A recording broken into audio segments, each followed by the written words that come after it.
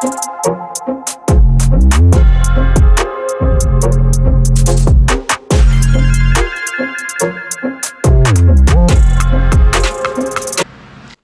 guys, what's going on? Thank you so much for being here for episode 6 of The Addict. I had to wake up pretty early this morning just so that I could even start editing it, like 5:30 a.m.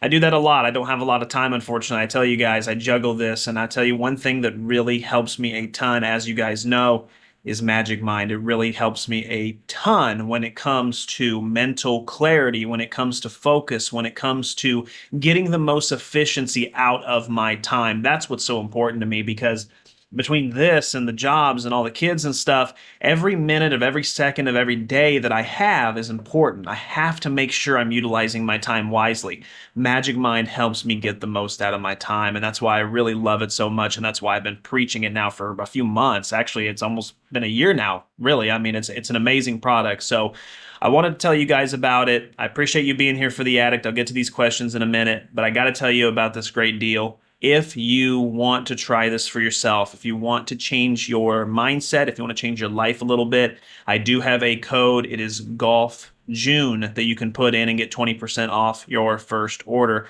I appreciate anyone who does that. I definitely recommend it. I'd love to hear your feedback about it. Let's get to these questions, guys. Thank you so much. But first, before I even dive into this, I'm going to have to take one of these. I don't do so well at 5:30 in the morning. Subtly sweet.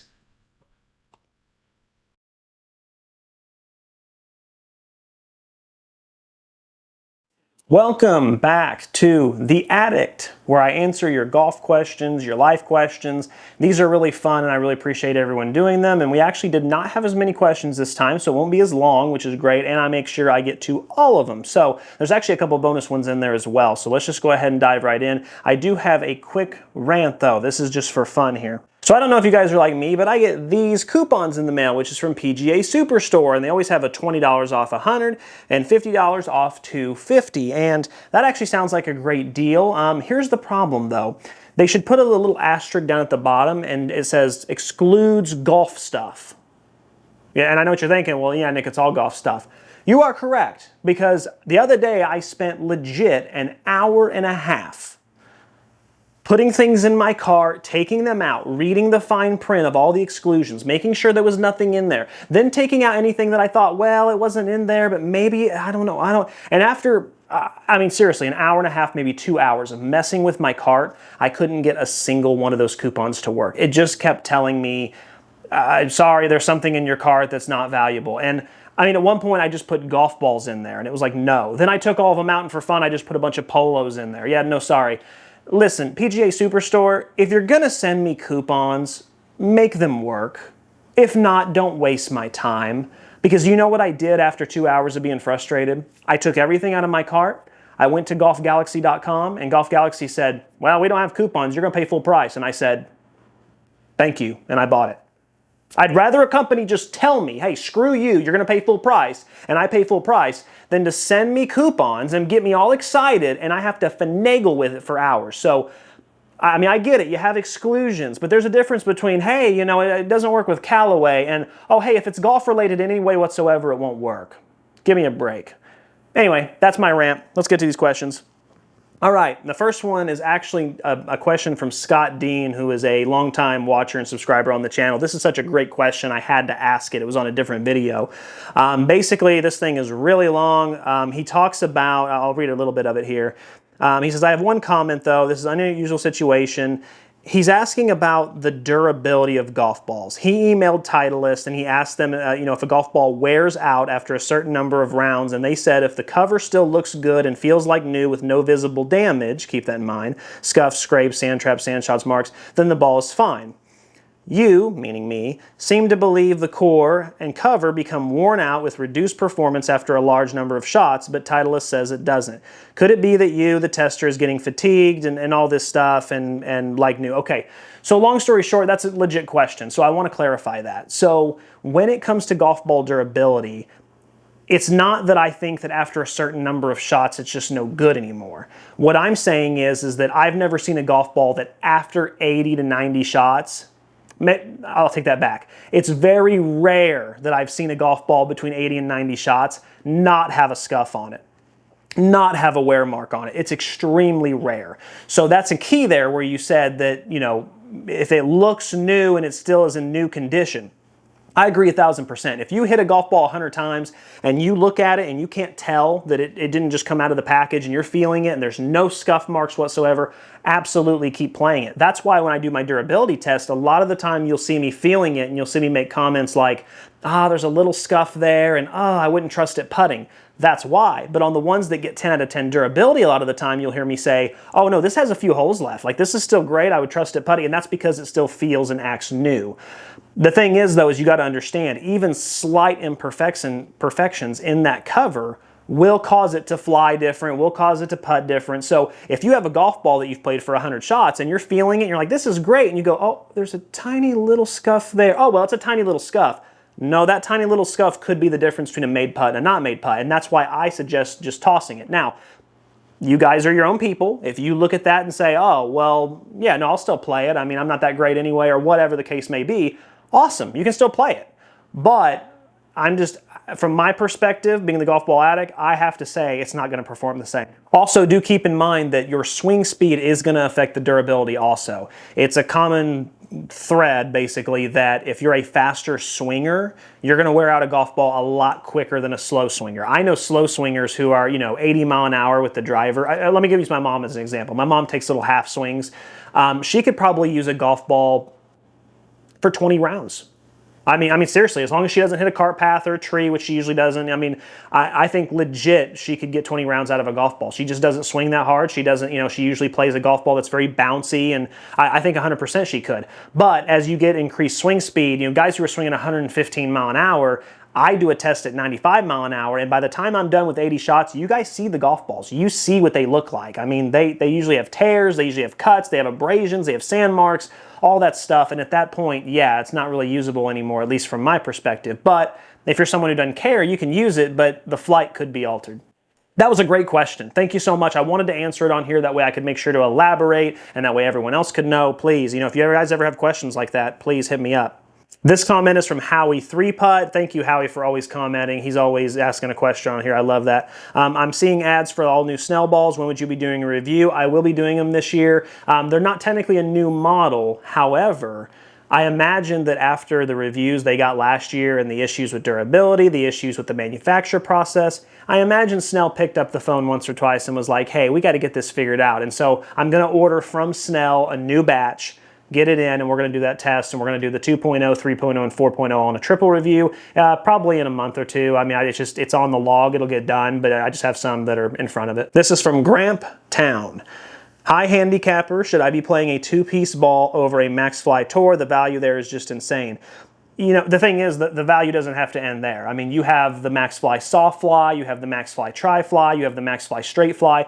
All three of those golf balls tested well. All three of them got a recommendation from me. But to answer your question, yeah, you probably should. At 93 mile an hour, the Tour, I was testing from 95 to 97, and I didn't compress it very well. There was a lot of issues with forgiveness. It's for a really advanced golfer. I mean, Max Fly does a great job of having their Tour series be for tour players. I mean, they're really firmer. I notice a lot of, not, lack of forgiveness, but a lot of bendability left and right. The X model has just a ridiculously low amount of spin off the driver tee. Like, I think I'm now seeing pros win with the Max Fly Tour, and I'm not surprised. It's that good. But for us average Joes, average golfers, high handicapper, Max Fly makes an excellent two-piece golf ball that will save you even more money. The Soft Fly, the Straight Fly, and the Tri Fly are the real deal. Go check out that review if you haven't. It's a triple review I did maybe a month ago, but they're all really good, and I would try those. This is a comment from Jeff Paul. He just says, it's more of a request. I would like to see some on-course videos with balls you're testing. Again, that's something I would love to do. I just don't have the time at the moment. I mean, I play golf once a week, once every 2 weeks, just for fun, for leisure, and that's as most I get out on the course. I wouldn't mind bringing my GoPro along, and if I am playing with a specific ball, I guess I could at least give some on-course testing and thoughts. But everything I do from a golf ball review standpoint, I can do back here. So I get where you're coming from. Next year, if I end up doing this full time, absolutely, I have no problem with that. Right now, the timing's just a little hard, but I'll see if I can at least sprinkle it in every once in a while. This is from Matt Harvey. Any chance of a snake eyes, soft distance, and extreme distance golf ball review? Absolutely. Every golf ball deserves a chance, and probably what will happen is once I get through everything that I have on my list and we get them tested and reviewed, so we're probably talking September, October, somewhere in there, I will get on here and I will ask and say, listen, if there's a golf ball I have not covered and you know of one, hit it in the comments and I'll order it. And that's what I'll do. I usually do that once a year where I'm like, hey, and so at that time, Snake Eyes will be on there. Someone the other day had a Lynx golf ball they recommended. I know Mint still has one, I think, but there's a lot of golf balls that still come out every year and we don't know about them. So they deserve a test. Every golf ball deserves to be tested. This is from Richard Jacobs. What is your assessment of the Srixon Ulti-Speed ball? Does it play as well as it tests? Absolutely it does. I use it on the course a lot, and I have friends who use it on the course a lot, and it's hard to find anything negative about it. The only thing negative I've heard from the comments is the durability, and I think the durability got a 7 out of 10. There was room for improvement, but as far as the distance, the dispersion, that's the trade-off. You're getting an excellent golf ball at A, B, C, D, E, F, G, but something has to be sacrificed in there, especially with the value it is, $29.99. If you got them buy two, get one free, you got them for 20 bucks a pop, the value is just okay. That's your trade-off. But yeah, it's fantastic. This is from Bilvis, 1985. I choose to play a forgiving two-piece golf ball, Srixon Softfill currently, as I suffer from a hook and my course is very tight. Smart move. Around the greens is best part of my game by far though, and I can generate spin when I need with a wedge. I would love to have the short game control I get when I play a Z-Star. Is high forgiveness and greenside spin mutually exclusive, would you say? Any suggestions for balls? 95 mile an hour swing and 20 handicap. Okay. So yes, it's very rare for golf balls to have a ton of greenside spin. And the problem you're running into is you're talking about the Z-Star, and the Z-Star has by far the most spin I've ever seen greenside. Like here's really good tour balls I've seen, or value tour balls. Here's your two-piece. And then up there at the ceiling past it on my roof is the Z-Star. Like, it's the most spinning. You're not going to get that with anything else, just period, you're not. When it comes to a golf ball that at least comes up a little bit and has a little bit of greenside, but also has that forgiveness, I do have a couple recommendations. So 3 balls you could try that I recommend if you're ready to move up. You probably won't find a 2-piece true, but there's a lot of beginner 3-pieces that offer, a balance of forgiveness and greenside spin. From what I've tested this year, I would recommend 1, the Srixon Ulti-Speed. We just talked about it. Really excellent golf ball. I had around the 45% spin, so it has a little bit of healthy checkup, which is great, but also excellent numbers everywhere else and really good tight dispersion, extremely accurate.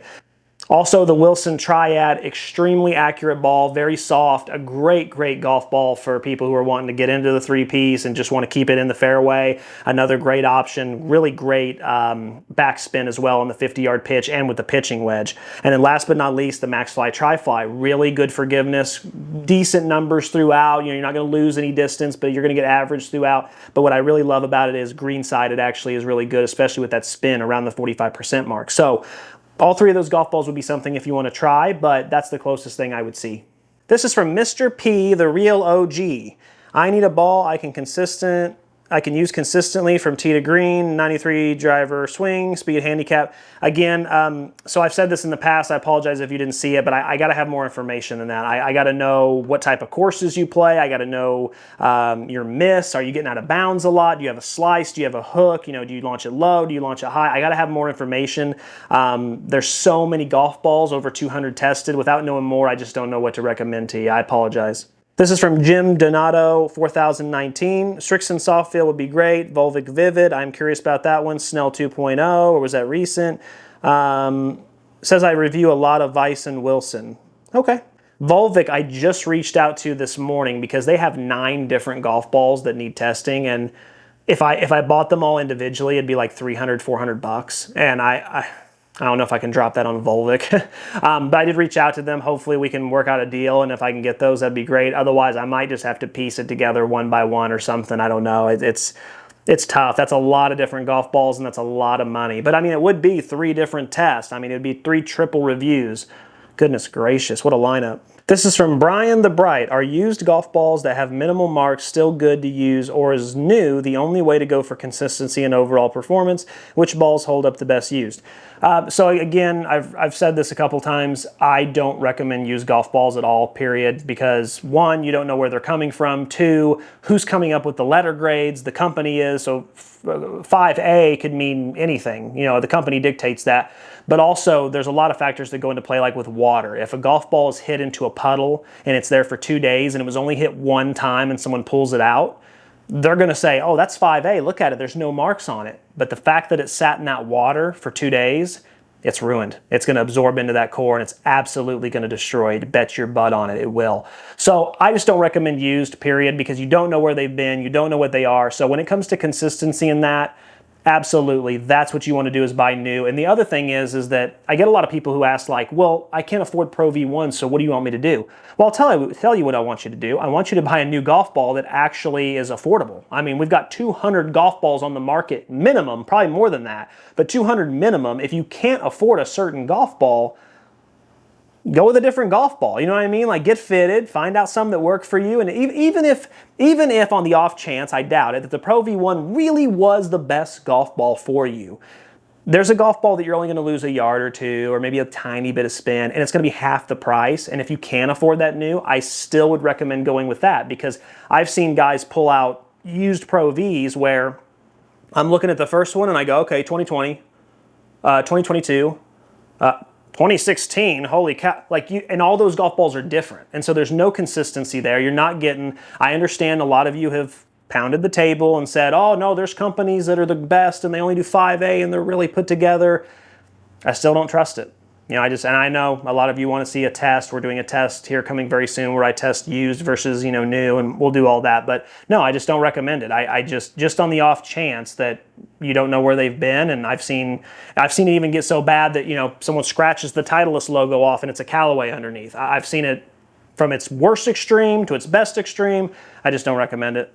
This is from GSQX6CN. On average, when you kiss your wife goodbye to go play golf, how many hours later does she expect to see you? Average round, I would say, is around 4.5 hours. 30 minutes to the course, 30 minutes back. We leave, get there 30 minutes early. Yeah, you know, 6-7 hours. I mean, that's pretty much how it is. Luckily, the course I work at is only about 20 minutes away from the house, so it's not so bad, but sometimes we'll go further than that. We'll venture out. But yeah, it's definitely a long time for sure, especially when you get like in the winter months here in Florida and it gets really crowded. You know, when I was at Cabot, a round would take 5.5 hours, which was crazy, but it would. So yeah, it's a long time. She's not thrilled about it, and especially since most of the time we have to do an afternoon tea time, so it'll be, you know, we leave at 1 and don't get back till 7. This is from Braxton Rosas. How many rounds should I play a new ball before deciding if it was the ball or if I had a good day or not? Yeah, that's a good question. So first of all, you always want to test a golf ball, whether or not it's good for you or not, in practice. You always want to go to the chipping green, you want to putt with it, you want to chip, you want to pitch, things like that. When you get to the actual on-course testing, what you want to pay attention to is your shots and your misses. Are you coming up short a lot? Are you missing to the right a lot? You know, most of us are good enough to at least understand, like, I just don't have it today, you know, or man, I'm really feeling the swing, I feel confident. And so use your best judgment. I would say 2 at minimum. You know, you want to give it 2 chances. If you play a golf ball 2 rounds in a row and legit both of them, you can't get confident and you're like, this sucks, I don't like this. I believe you, but don't play a golf ball the first time and then just be like, I didn't like it, I'm going to get rid of it. Because there's been many times I've went out, tested a golf ball and been like, this sucks, I'm going to throw it in the lake. And then I'm like, well, let me give it a few more holes. The next thing I know, it was my swing, it wasn't me. So definitely give it 2 rounds minimum for sure. Great question. This is from TJNA Evans. Do you experience a palpable distance difference with the variety of balls you play on the course? And if so, does that affect your club choices or even more detailed, your wedge distance gaps? Always love the channel and enjoy its growth and improvement. Thank you very much. Excellent question. Yes, absolutely I do. So when you look at the distance difference, let's just take the balls that I have tested this year so far. Let me pull this up here. If you look at the distance difference, so pitching wedge, my highest average was with the Vice Air, 127.7. And the lowest, 112.1, the members mark. So you're talking about a 15-yard difference between those two. So absolutely there is a difference between the clubs, 100%. Now I try to stick with golf balls that are at least in the ballpark, and I know, and then I can at least stay somewhat relevant, and I can stay at least consistent.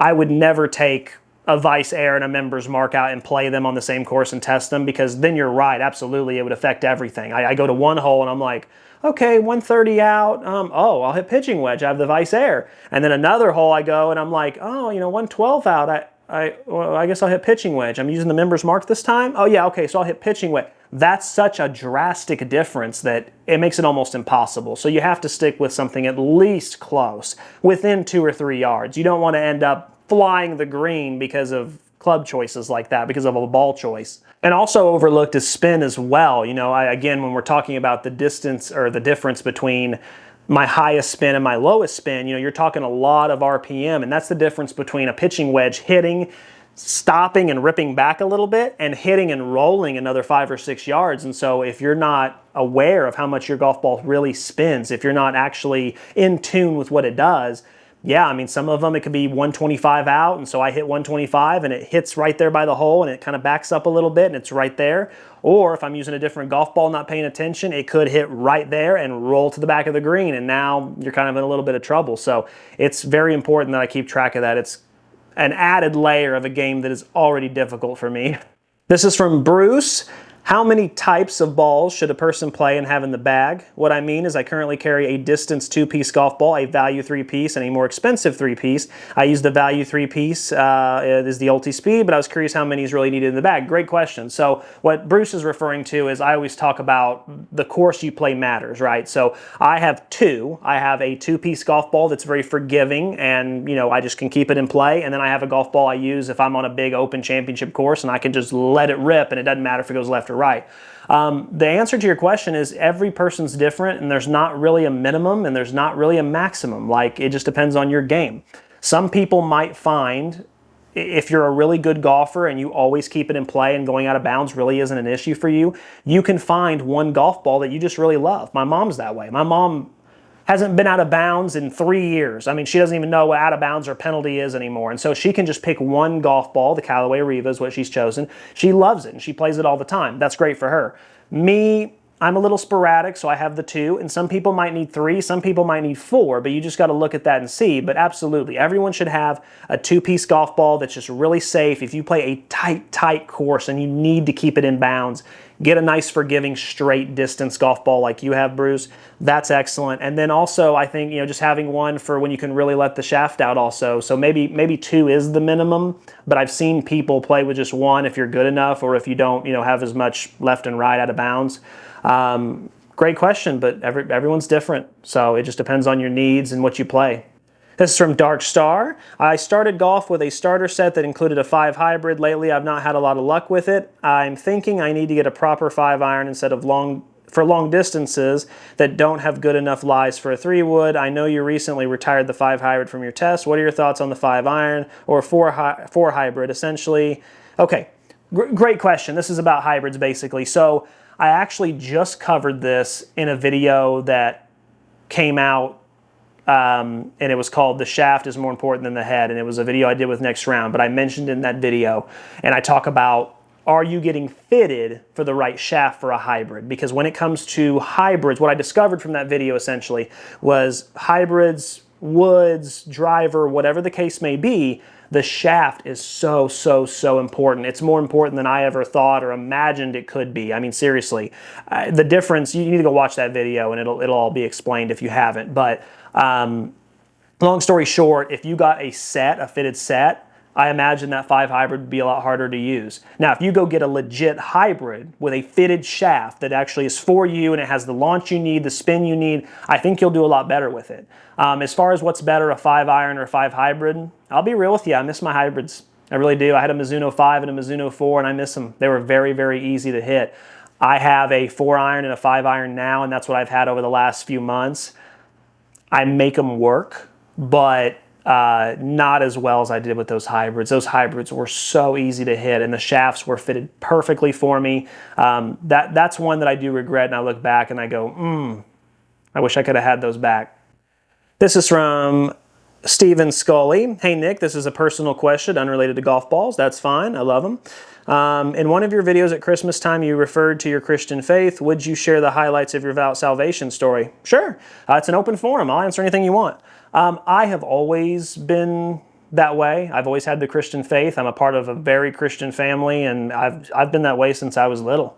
I've never not known that. I mean, don't get me wrong. We all have our ups and downs, and we all go through our faith journey. We all carry our own cross. But no, for me, as I get into my 30s, I'm learning what it is to live for Jesus and take a lot of my personal stuff out as far as what I want and how I want things to be. And that's when I really started to notice the success of this channel, because for a while I was being really specific about what I wanted. And it kind of got to a point where I was just like, you know what? I was like, Lord, I put it in your hands. You mold it, you craft it, I'll just be the front man, I'll do whatever I can. And that's how come we have what we have. Like a lot of the reasons you guys love the channel or say you love the channel, for example, me releasing the spreadsheet at the end of the year for free to you all, being an honest, down-to-earth guy, being nice, being just honest and upfront, all that stuff stems from just trying to be the front man and let him control the channel.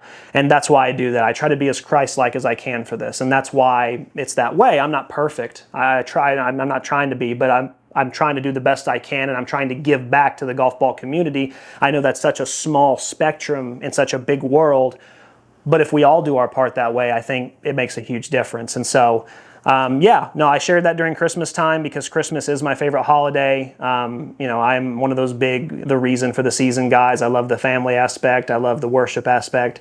And so, yeah, that's how it is. I don't share it a lot on here, but I always have little Jesus right here in every video. That way he's guiding the channel and helping us grow and helping us do what we need to do and helping out who I need to help out.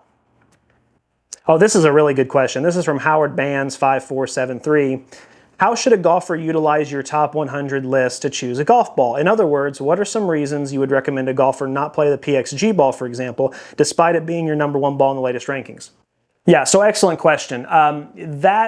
That's on me a little bit because I haven't made the top 100 list very accessible as far as having information on there. I need to get better at putting more information about the golf ball, like two-piece or, you know, whatever it is, because it is hard. When you're just looking at a list, you're just looking at a bunch of golf balls, and if you've never heard of them, you don't know if it's forgiving, you don't know if it's a two-piece, a three-piece, if it's distance, you don't know none of that. You just see the ranking.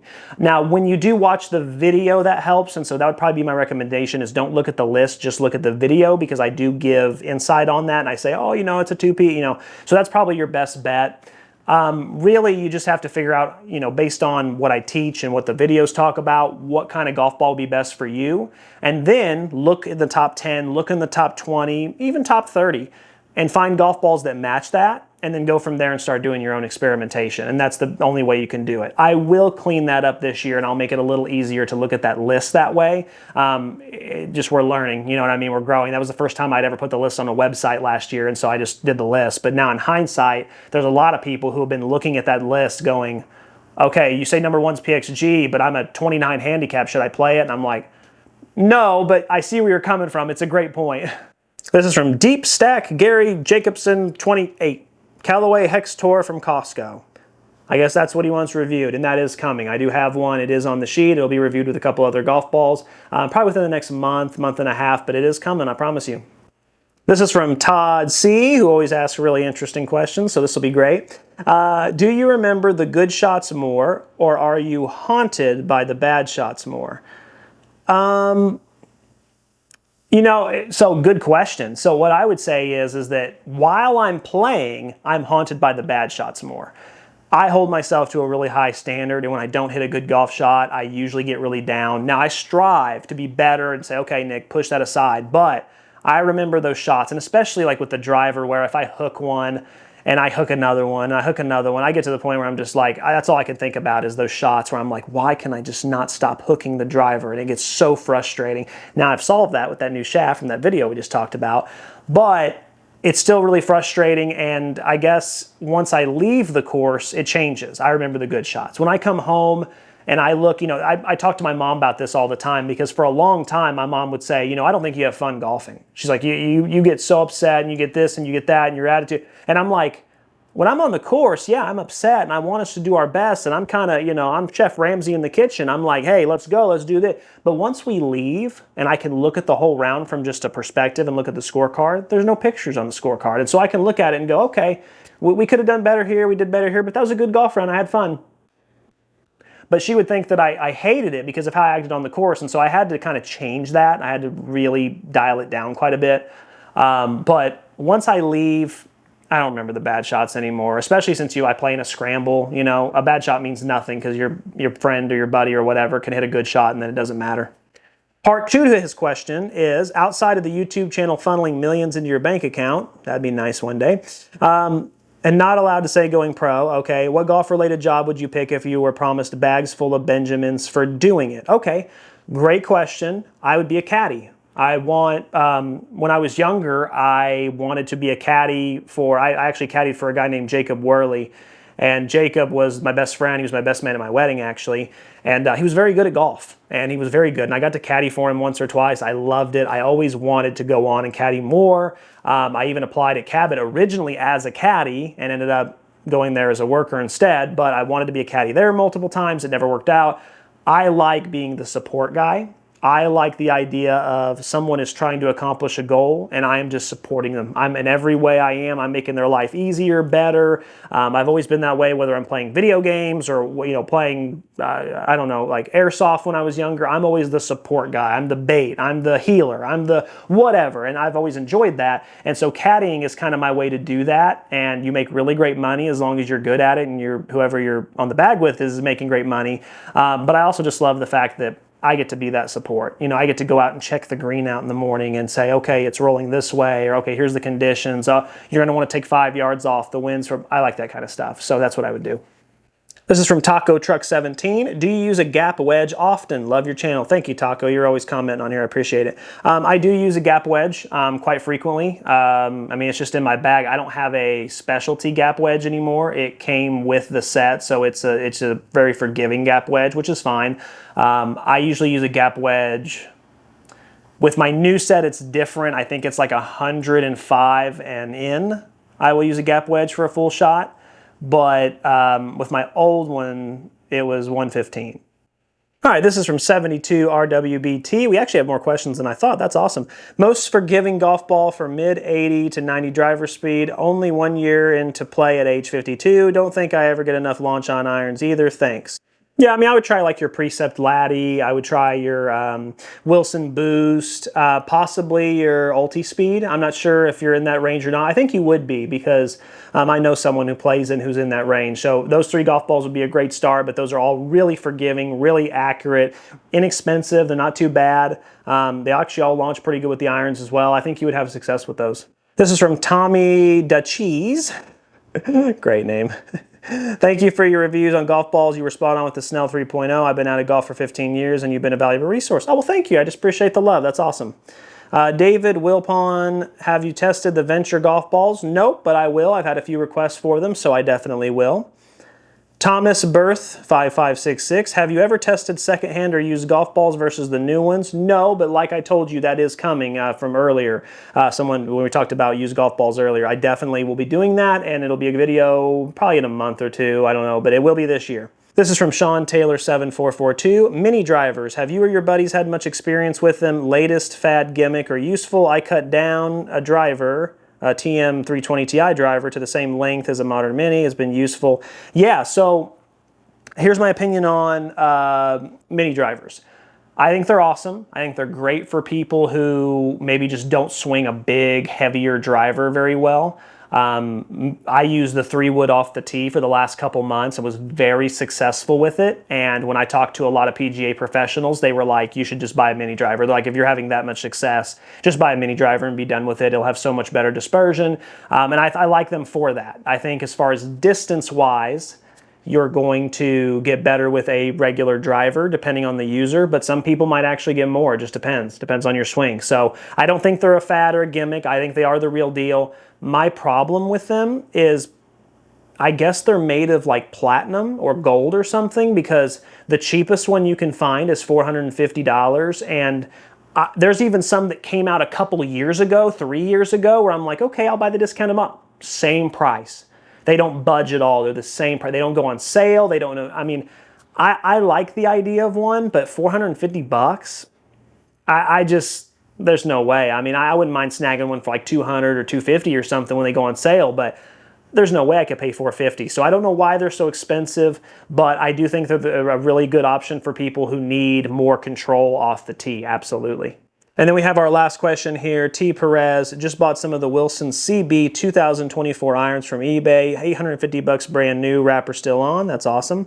4-through pitching wedge. Haven't seen one bad review on them, and I've been looking for days. I'm excited to try them, and they're still in the mail. Have you decided on another set of sticks since you sold your Vice iron? So this question was from a week ago. As you guys know, we now have a new video up that is my max speed review that I did. I have the McGregor max speed. So at this moment, I still have not gotten to try them on the course because I got rained out last week. So I am itching to try them. I can't wait to see how they perform on the course. I might even do a little filming with it too. But yeah, I went with those because, long story short, they were #1 in accuracy. They were #2 in forgiveness. And that's what I need the most. I did sacrifice some distance for sure, but I'm okay with that. I mean, I really am. Like, I would much rather have the tighter dispersion and the forgiveness and knowing that my shots are going to be on the green, opposed to having a little bit of extra distance. Distance isn't really as big of a problem for me as it used to be anymore. Guys, those are the questions. Thank you so much. Those are all excellent, excellent questions. I appreciate them. Love doing these. I love you sticking here with me. We'll do another one very soon, probably once a month. And also look out for those lives as well. If you're not notified and you want to ever be on a live and come hang out with me, make sure you're notified. That way you know when I do go live. There were so many great questions in that. I really appreciate you all for asking those questions, for being a part of this. Also, thank you to Magic Mind, because that was actually done in record time. It only took me an hour to edit that video, and I couldn't have done it without the help from Magic Mind. Remember, Golf June, guys, link in the description as well. Check it out for yourself. I'll see you again soon. Keep watching, keep saving, keep learning. Until next time.